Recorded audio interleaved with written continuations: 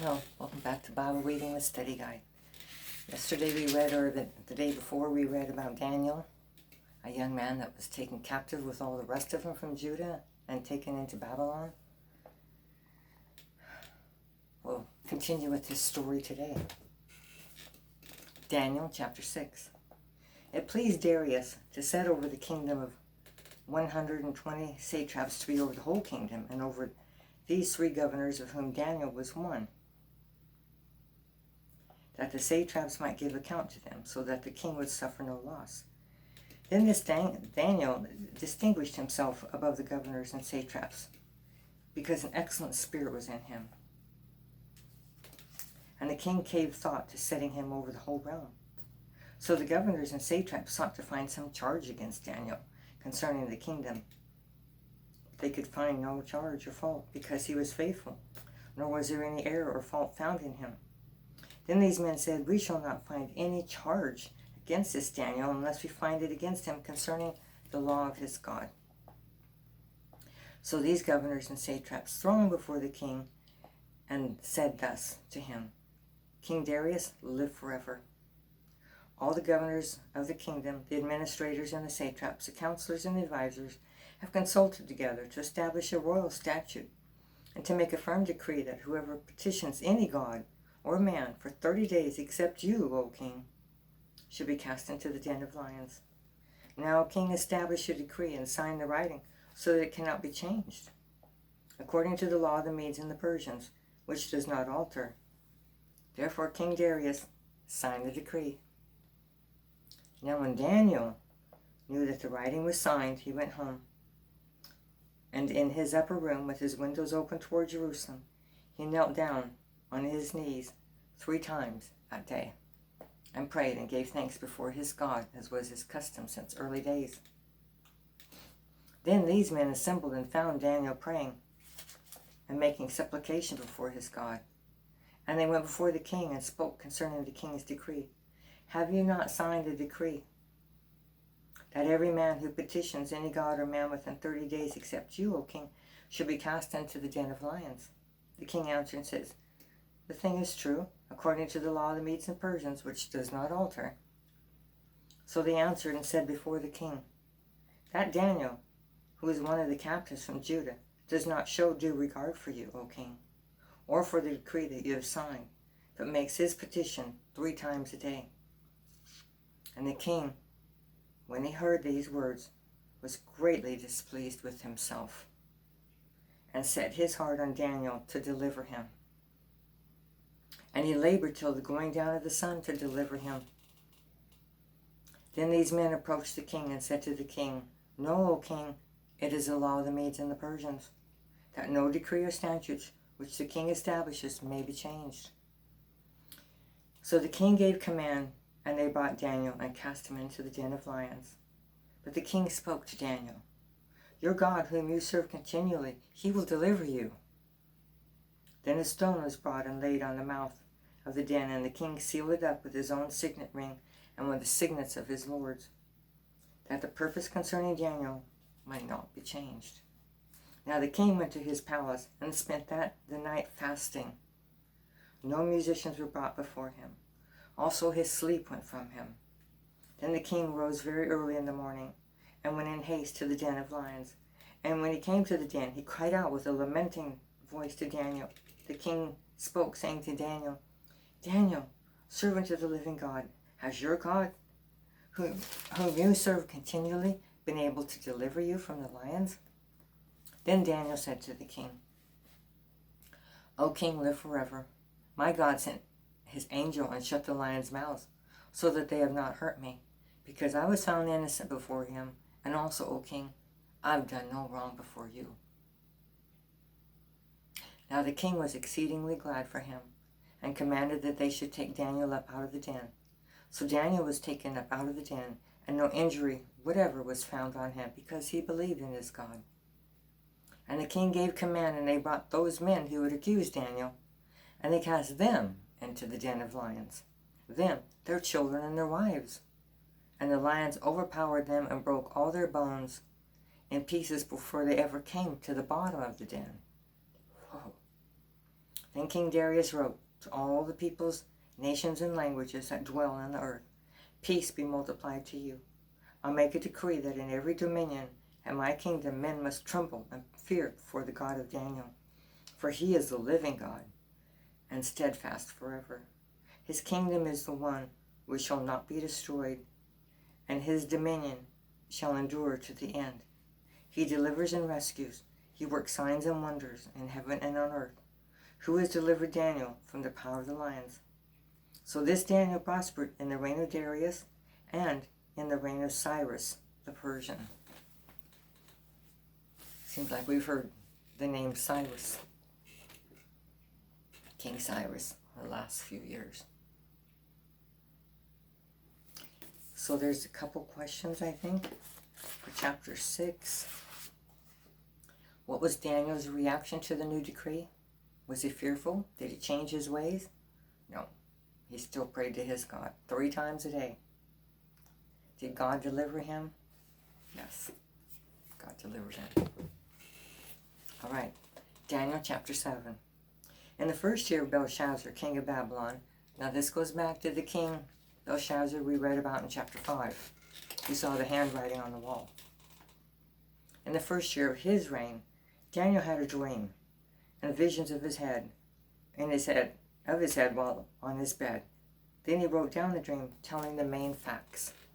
Daniel spoke, saying, okay, you might compare Revelation 13 with this dream. So Daniel spoke, saying, I saw in my vision by night, behold, the 4 winds of heaven were stirring up the great sea, and 4 great beasts came up from the sea, each different from the other. The first was like a lion, and had eagle's wings. I watched till its wings were plucked off, and it was lifted up from the earth, and made to stand on 2 feet like a man, and a man's heart was given to it. And suddenly another beast, a second, like a bear.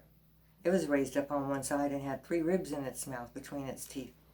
And they said thus to it, arise, devour much flesh. After this I looked, and there was another, like a leopard, which had on its back 4 wings of a bird. The beast also had 4 heads, and dominion was given to it. After this I saw in the night visions, and behold, a 4th beast, dreadful and terrible, exceedingly strong. It had huge iron teeth. It was devouring and breaking in pieces and trampling the residue with its feet. It was different from all the beasts that were before it, and it had 10 horns. I was considering the horns, and there was another horn, a little one, coming up from among them, before whom 3 of the first horns were plucked out by the roots. And there in this horn were eyes like the eyes of a man, and a mouth speaking pompous words. I watched till thrones were put in place, and the Ancient of Days was seated. His garment was white as snow, and the hair of his head was like pure wool. His throne was a fiery flame, its wheels a burning fire. A fiery stream issued and came forth from before him, and thousands ministered to him. 10,000 times 10,000 stood before him. The court was seated, and the books were opened. I watched then, because of the sound of the pompous words which the horn was speaking. I watched till the beast was slain, and its body destroyed and given to the burning flame. As for the rest of the beasts, they had their dominion taken away, yet their lives were prolonged for a season and a time. I was watching in the night visions, and behold, one like the Son of Man, coming with the clouds of heaven. He came to the Ancient of Days, and they brought him near before him. Then to him was given dominion and glory and the kingdom, that all the peoples, nations, and languages should serve him. His dominion is an everlasting dominion which shall not pass away, and his kingdom the one which shall not be destroyed. I, Daniel, was grieved in my spirit within my body, and the visions in my head troubled me. I came near to one of those who stood by and asked him the truth of all this. So he told me and made known to me the interpretation of these things. Those great beasts, which are 4 kings, which arise out of the earth. But the saints of the Most High shall receive the kingdom and possess the kingdom forever, even forever and ever. Then I wished to know the truth about the 4th beast, which was different from all the others, exceedingly dreadful, with its teeth of iron and its nails of bronze, which devoured and broke in pieces and trampled the residue with its feet.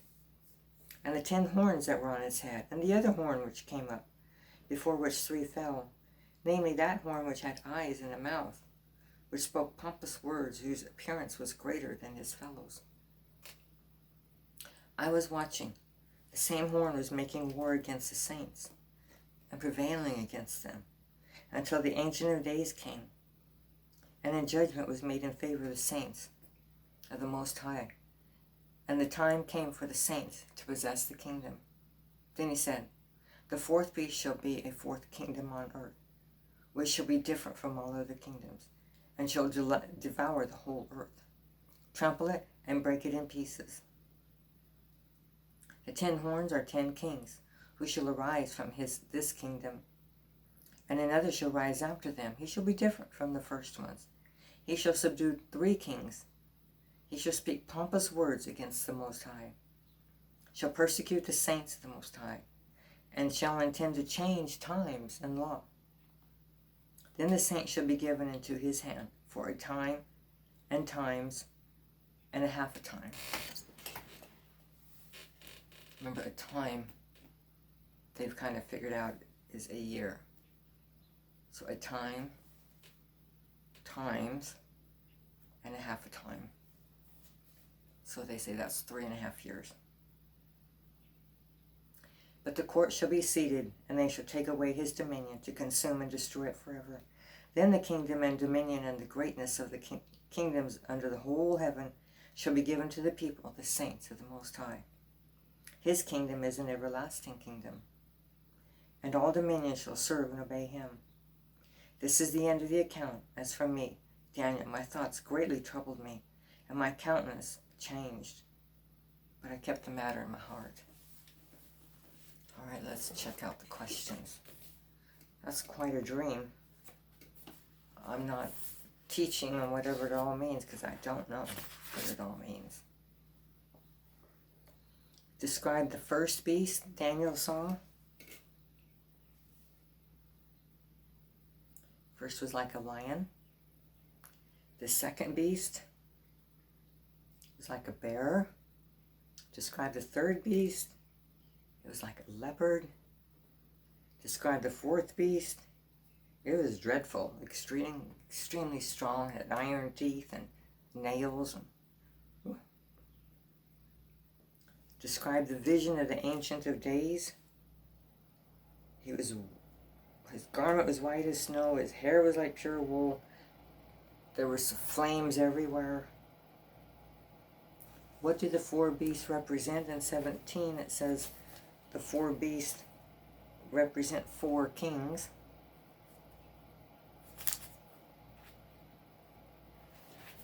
Okay, let's go on to chapter 8. In the 3rd year of the reign of Belshazzar, a vision appeared to me, Daniel, after the one that appeared to me the first time. I saw in the vision, and it so happened while I was looking, that I was in Shushan, the citadel, which is in the province of Elam. And I saw in the vision that I was in, that I was by the river Ulai. Then I lifted my eyes and saw, and there standing beside the river was a ram which had 2 horns. And the 2 horns were high, but one was higher than the other, and a higher one came up last. I saw the ram pushing westward, northward, and southward, so that no animal could withstand it, nor was there any that could deliver from his hand. But he did according to his will, and became great. And as I was considering, suddenly a male goat came from the west, across the surface of the whole earth, without touching the ground. So the first one was pushing west and north and south. And this other goat came from the west.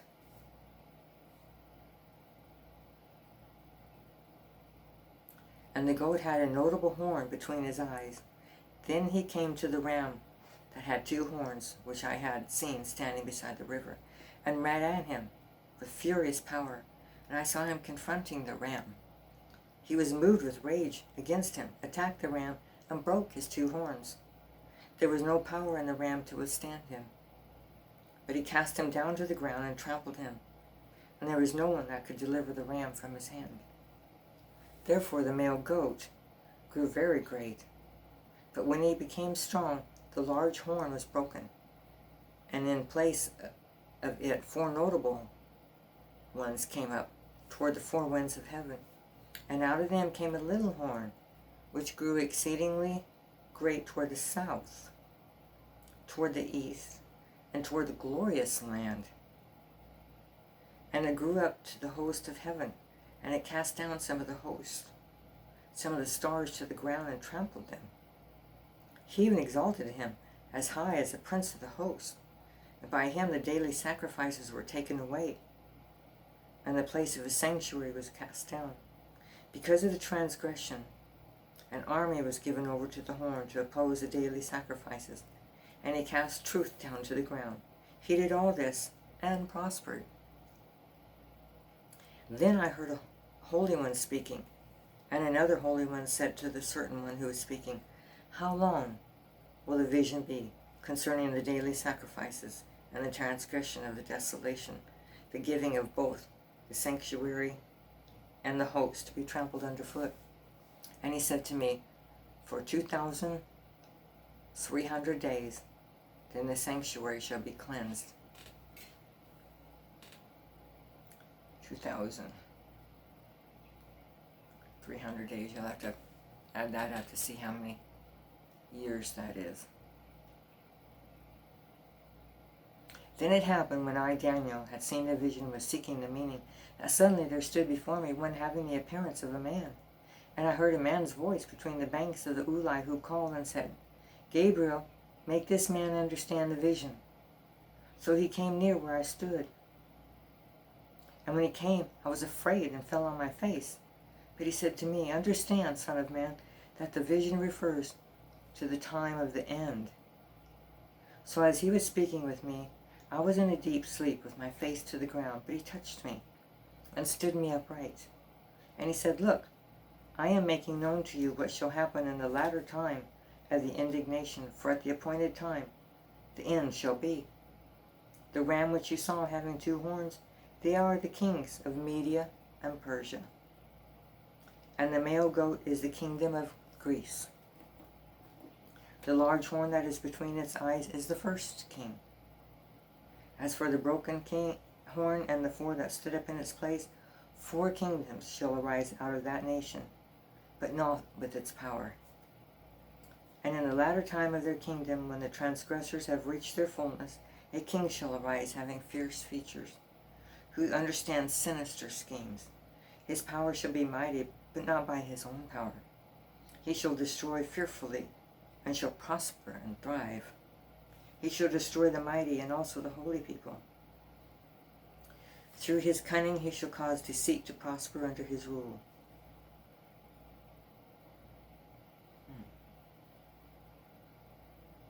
He shall exalt himself in his heart. He shall destroy many in their prosperity. He shall even rise against the prince of princes. But he shall be broken without human hands, without human means. And the vision of the evenings and the mornings which was told is true. Therefore, seal up the vision, for it refers to many days in the future. And I, Daniel, fainted and was sick for days. Afterwards I arose and went about the king's business. I was astonished by the vision, but no one understood it. Wow. Daniel, chapter 8.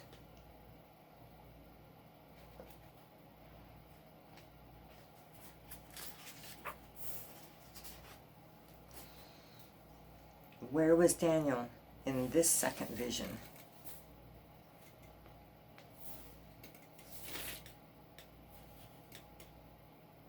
He was in Shushan. Now, right after 2nd Chronicles, there's Nehemiah, Ezra, Nehemiah, and Esther. A little short book about a lady named Esther. And she was in Shushan. It was sometime during this captivity. What time did his second vision refer to? in the future, right? From him.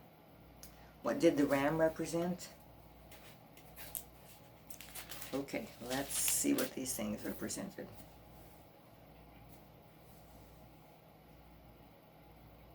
In verse 20, the ram that had 2 horns, Media and Persia. The goat is Greece. Why does Daniel intercede? Oh, that's it. Okay.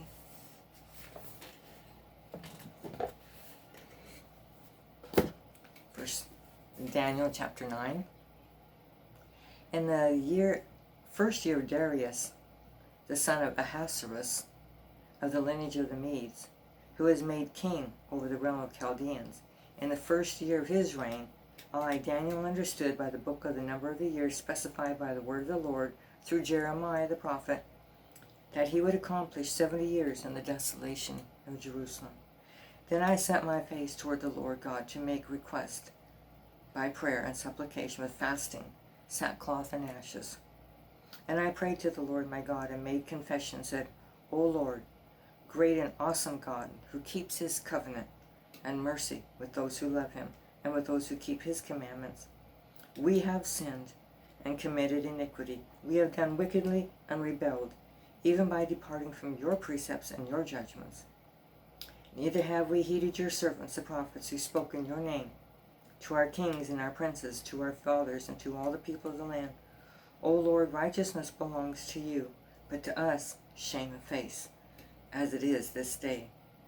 To the men of Judah, to the inhabitants of Jerusalem and all Israel, those near and those far off, in all the countries to which you have driven them, because of the unfaithfulness which they have committed against you.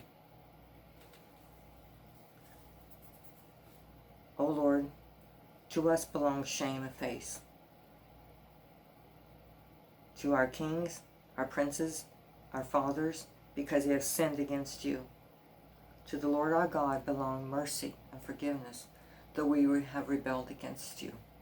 We have not obeyed the voice of the Lord our God, to walk in his laws, which he set before us by his servants the prophets.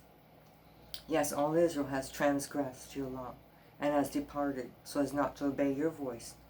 Therefore the curse and the oath written in the law of Moses, the servant of God, have been poured out on us, because we have sinned against him. And he has confirmed his word, which he spoke against us and against our judges who judged us, by bringing upon us a great disaster, for under the whole heaven such has never been done as what has been done to Jerusalem. As it is written in the law of Moses, all this disaster has come upon us, yet we have not made our prayer before the Lord our God, that we might turn from our iniquities and understand your truth. Therefore the Lord has kept the disaster in mind and brought it upon us. For the Lord our God is righteous in all the works which he does, though we have not obeyed his voice. And now, O Lord our God, who brought your people out of the land of Egypt with a mighty hand, and made yourself a name, as it is this day, we have sinned, we have done wickedly. O Lord, according to all your righteousness, I pray, let your anger and your fury be turned away from your city, Jerusalem, your holy mountain, because for our sins and for the iniquities of our fathers, Jerusalem and your people are a reproach to all those around us. Therefore, our God, hear the prayer of your servant and his supplications, and for the Lord's sake cause your face to shine on our sanctuary, which is desolate. O my God, incline your ear and hear. Open your eyes and see our desolations, and the city which is called by your name. For we do not present our supplications before you because of our righteous deeds, but because of your great mercies. O Lord, hear. O Lord, forgive. You might check out Solomon's prayer in 1 Kings 8. Compare it with this one. O Lord, listen and act. Do not delay for your own sake, my God, for your city and for your people are called by your name. Now while I was speaking, praying, and confessing my sin, and the sin of my people Israel, and presenting my supplication before the Lord my God for the holy mountain of my God. Yes, while I was speaking in prayer, the man Gabriel, whom I had seen in the vision at the beginning, being caused to fly swiftly, reached me about the time of the evening offering. And he informed me and talked with me and said, O Daniel, I have now come forth to give you skill to understand. At the beginning of your supplications the command went out, and I have come to tell you, for you are greatly beloved. Therefore consider the matter and understand the vision. 70 weeks are determined for your people and for your holy city, to finish the transgression, to make an end of sins, to make reconciliation for iniquity, to bring in everlasting righteousness, to seal up vision and prophecy, and to anoint the most holy one.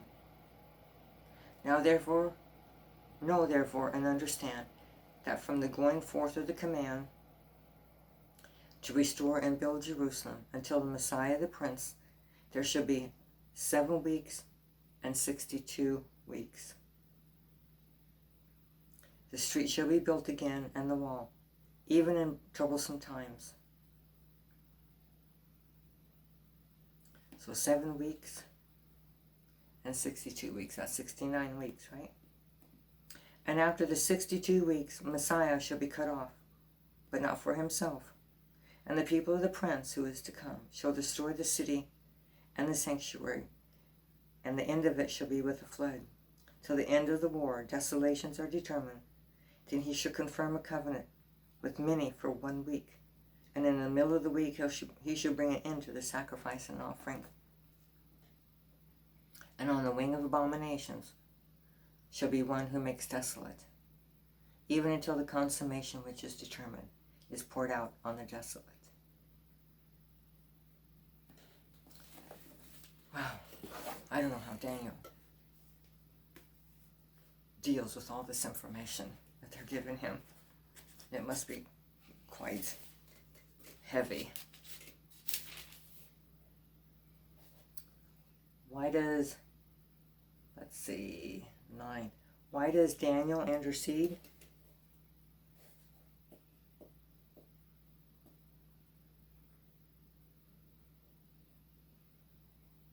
Not because of their righteous deeds, right? But because of God's mercies.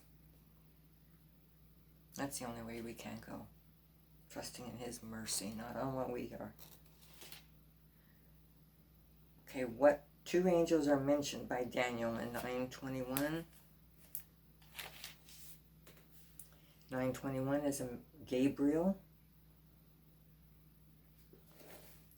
And later on in 10:21, I'll just take a quick look. There's Michael. And then you can compare that with Luke 1:19-26, Jude 9, and Revelation 12:7.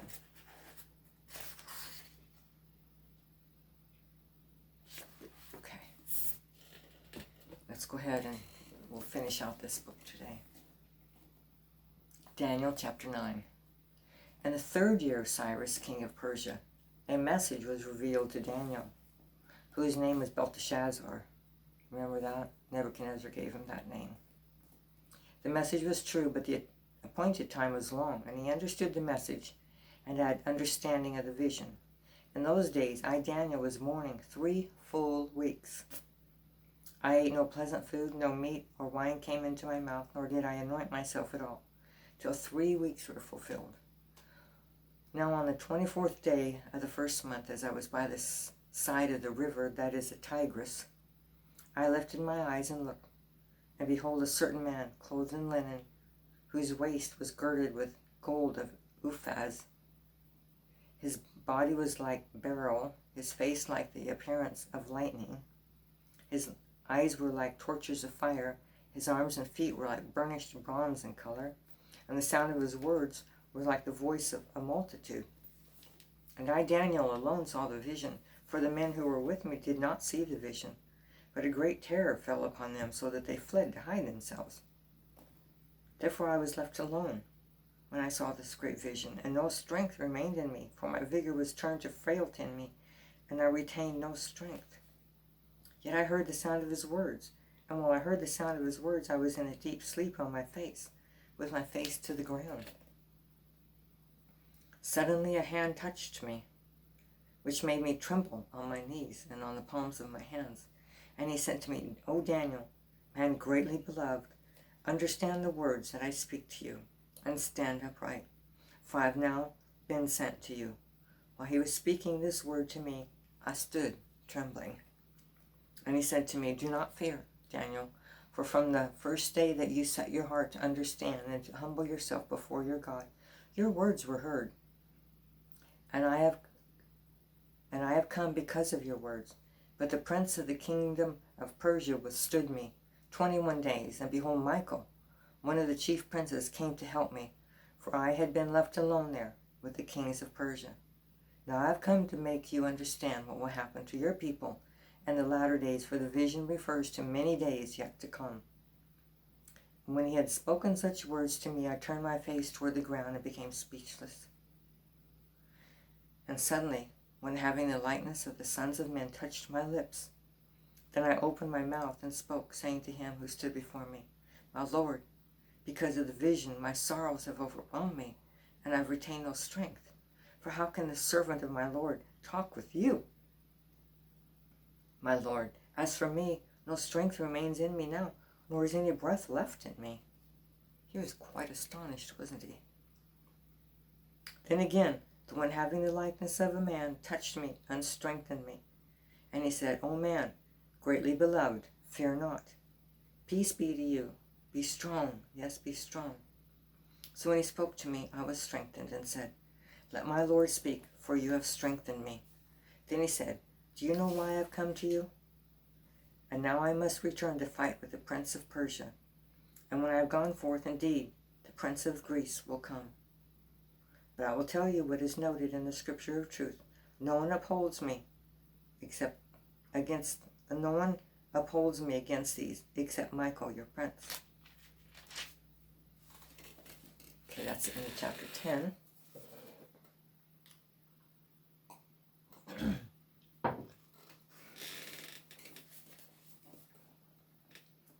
No questions.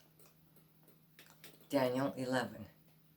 Also in the first year of Darius the Mede, I stood up to confirm and strengthen him. And now I will tell you the truth. Behold, 3 more kings will arise in Persia, and the 4th shall be far richer than them all. By his strength, through his riches, he shall stir up all against the realm of Greece.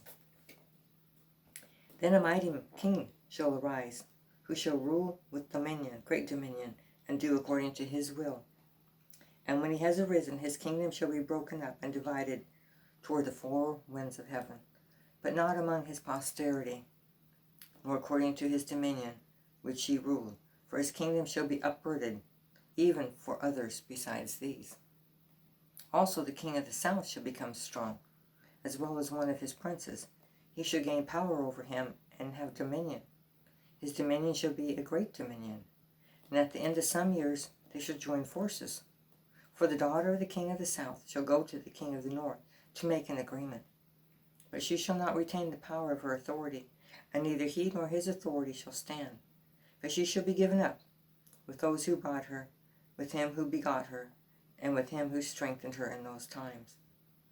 But from a branch of her roots one shall arise in his place, who shall come with an army into the fortress of the king of the north, and deal with them and prevail.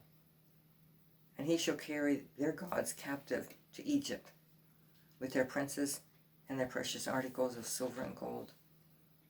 And he shall continue more years than the king of the north. Also the king of the north shall come to the kingdom of the king of the south, but shall return to his own land. However, his son shall stir up strife, and assemble a multitude of great forces, and one shall certainly come and overwhelm and pass through. Then he shall return to his fortress and stir up strife. And the king of the south shall be moved with rage, and go out and fight with him, with the king of the north, who shall muster a great multitude, but the multitude shall be given into the hand of his enemy. When he has taken away the multitude, his heart shall be lifted up, and he shall cast down tens of thousands, but he will not prevail. For the king of the north will return and muster a multitude greater than the former, and shall certainly come at the end of some years with a great army and much equipment. Now in those times many shall rise up against the king of the south. Also violent men of your people shall exalt themselves in fulfillment of the vision, but they shall fall. So the king of the north shall come and build a siege mound, and take a fortified city, and forces of the south shall not withstand him. Even his choice troops shall have no strength to resist. But he who comes against him shall do according to his own will, and no one shall stand against him. He shall stand in the glorious land with destruction and his power. He shall also set his face to enter with the strength of his whole kingdom, and upright ones with him. Thus shall he do, and he shall give him the daughter of women to destroy it. But she shall not stand with him, or be for him. After this he shall turn his face to the coastlands, and shall take many. But a ruler shall bring the reproach against them to an end. With the reproach removed, he shall turn back on him. Then he shall turn his face toward the fortress of his own land. But he shall stumble and fall, and not be found. There shall arise in his place one who imposes taxes on the glorious kingdom. But within a few days he shall be destroyed, but not in anger or in battle. And in his place shall arise a vile person, to whom they will not give the honor of royalty, but he shall come in peaceably and seize a kingdom by intrigue. With the force of a flood they shall be swept away from before him and be broken, and also the prince of the covenant. After the league is made with him, he shall act deceitfully, for he shall come up and become strong with a small number of people. He shall enter peaceably, even into the richest places of the province, and he shall do what his fathers have not done, nor his forefathers. He shall disperse among them the plunder, spoil, and riches. He shall devise his plans against the strongholds, but only for a time.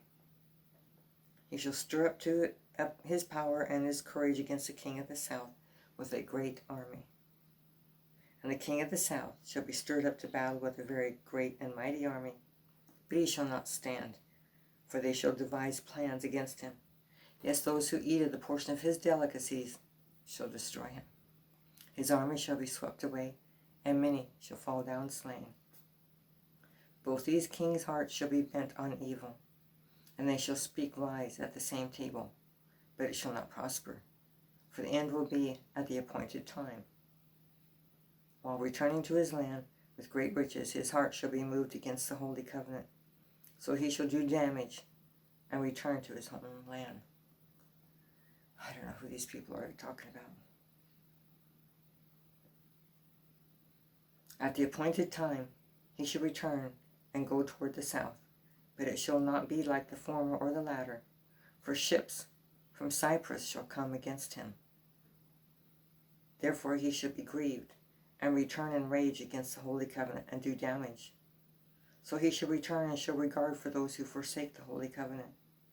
And forces shall be mustered by him, and they shall defile the sanctuary fortress, and they shall take away the daily sacrifices, and place there an abomination of desolation.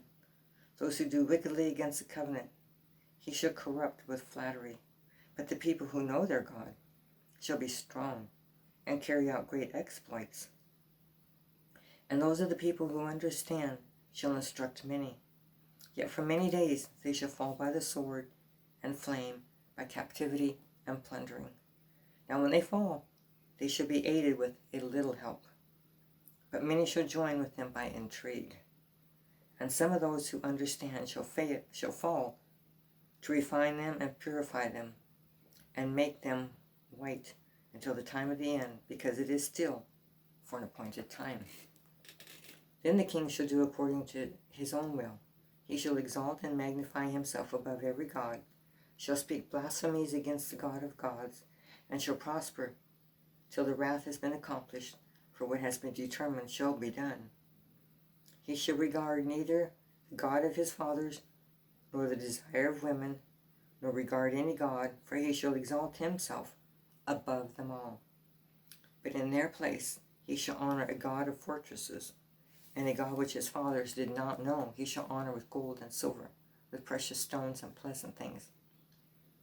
Thus he shall act against the strongest fortress with a foreign god, which he shall acknowledge and advance its glory, and he shall cause them to rule over many and divide the land for gain. At the time of the end, the king of the south shall attack him, and the king of the north shall come against him like a whirlwind, with chariots and horsemen, and with many ships. He shall enter the countries, overwhelm them, and pass through. He shall also enter the glorious land, and many countries shall be overthrown. But these shall escape from his hand: Edom, Moab, and the prominent people of Ammon. We've heard about those a lot in the history of in Kings and Chronicles. He shall stretch out his hand against the countries, and the land of Egypt shall not escape. He shall have power over the treasures of gold and silver, and over all the precious things of Egypt. Also the Libyans and the Ethiopians shall follow at his heels. But news from the east and the north shall trouble him. Therefore he shall go out with great fury to destroy and annihilate many. And he shall plant the tents of his palace between the seas, and the glorious holy mountain he shall come to his end. Yet he shall come to his end, and no one will help him. I don't know what all this means, but I guess we'll find out someday. Daniel 12. At that time Michael shall stand up, the great prince who stands watch over the sons of your people. And there shall be a time of trouble, such as never was since there was a nation, even to that time. And at that time your people shall be delivered, every one who is found written in the book. And many of those who sleep in the dust of the earth shall awake, some to everlasting life, some to shame and everlasting contempt. Those who are wise shall shine like the brightness of the firmament, and those who turn many to righteousness like the stars forever and ever. But you, Daniel, shut up the words and seal the book until the time of the end. Many shall run to and fro, and knowledge shall increase. Then I, Daniel, looked, and there stood two others, one on this river bank and the other on that river bank. And one said to the man clothed in linen, who was above the waters of the river, How long shall the fulfillment of these wonders be? Then I heard the man clothed in linen, who was above the waters of the river, when he held up his right hand and his left hand to heaven, and swore by him who lives forever, that it shall be for a time, times, and half a time. And when the power of the holy people has been completely shattered, all these things shall be finished. Although I heard, I did not understand. Then I said, My Lord, what shall be the end of these things? And he said, Go your way, Daniel, for the words are closed up and sealed till the time of the end. Many shall be purified and made white and refined, but the wicked shall do wickedly, and none of the wicked shall understand, but the wise will understand. And from the time that the daily sacrifice is taken away, and the abomination of desolation is set up, there shall be 1,290 days. How many years is that? 365 days in a year, so 1,290 days. Blessed is he who waits and comes to the 1,335 days. But you, go your way till the end, for you shall rest and will arise to your inheritance at the end of the days. All right, that's the end of Daniel. There's some questions here. So this is all taking place while he's still in captivity.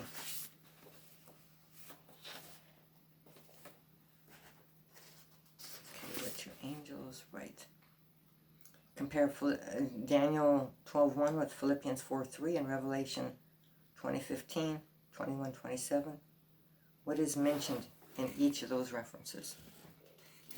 So, Daniel 12:1. I'm just going to pick out two.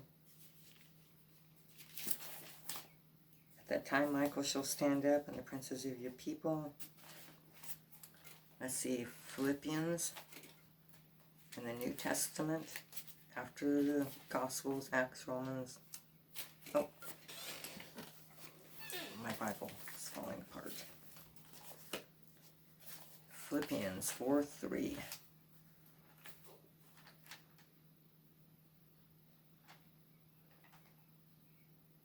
And I urge you, true women, who labored with me, whose names are written in the book of life. Revelation 20:15.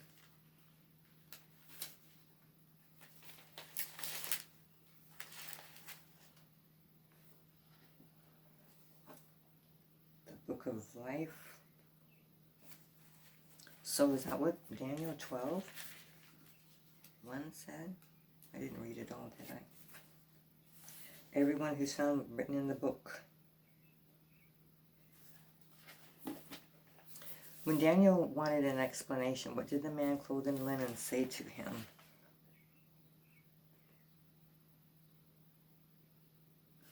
He said, that's not for you to understand. You just go your way. We'll close this up. How many days from the removal of daily sacrifice to the abomination of desolation? And we saw that was 1,290 days. I think that's about 3.5 years. But you do the math. Before Israel was destroyed, God sent prophets to warn them of impending disaster if they refused, and impending disaster if they refused to repent. Sometimes he used a prophet's personal life as an object lesson, as he did with Hosea. He was told to marry a prostitute. Another prophet was reluctant to proclaim God's message. He tried to run away. I hope you enjoy learning from these prophets as you broaden your knowledge of the Bible. So we're going to now get into Hosea, Amos, Obadiah, and Jonah. And if you remember while we were reading 2 Chronicles, 2 Kings,